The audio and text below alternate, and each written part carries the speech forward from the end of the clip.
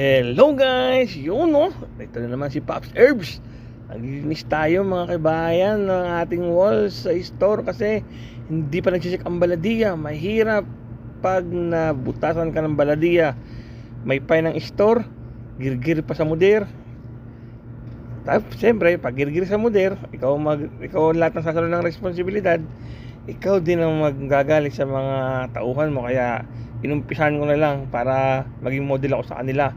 Yan, kinakabit ko ng wall kasi mahirap pag may tulo ng tubig, baka makuryente kami o kaya saka may mga dumi-dumi na bumabagsak sa mga pagkain. Kailangan pulido kasi ang pagkakakabit niyan.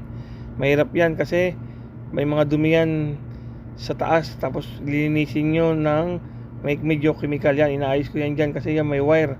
Mahirap pag may wire kasi alam mo na, pag may wire electric, may posibilidad na makuryente sila. Kaya ako na lang ay nag-ayos ng wall sa taas. Inayos ko yun, hindi ko pa nga may pasok kasi ang hirap kasi may mga wire doon sa taas, mga nakasanggabal.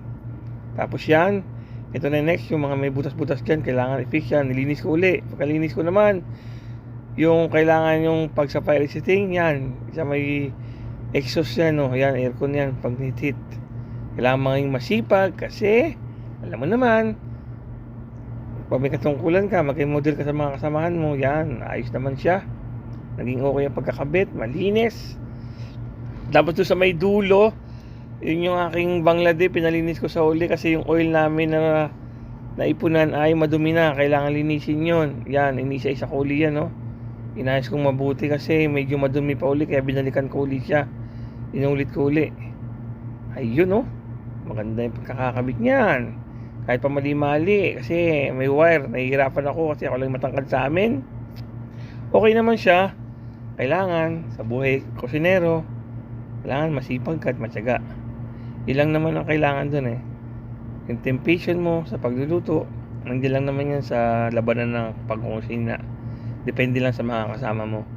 May iba kasi piling magaling, piling nagmamagaling, piling bossing. Yun ang mahirap kasama. Yung once a kupal, already is a kupal. Kaya mahirap pag iba-ibang lahi ang kasama mo. Kailangan mong maging model sa kanila para hindi ka nila kainin kasi iba-iba tayo ng isip eh. Iba-iba yung tradisyon nila. Masipag lang sila. Pag nandun yung mudir, pag wala yung mudir, dawar-dawar na. You mean dawar-dawar? Yung masipag ka lang pag nandiyan yung amo. Pag wala yung amo, aliwali na lahat. Yun lang yun naman eh. Pero hindi pa pwede yun sa akin kasi dapat maging model ka. Tapos ito yung Bangladesh, pinicturean ko siya kasi naglilinis siya.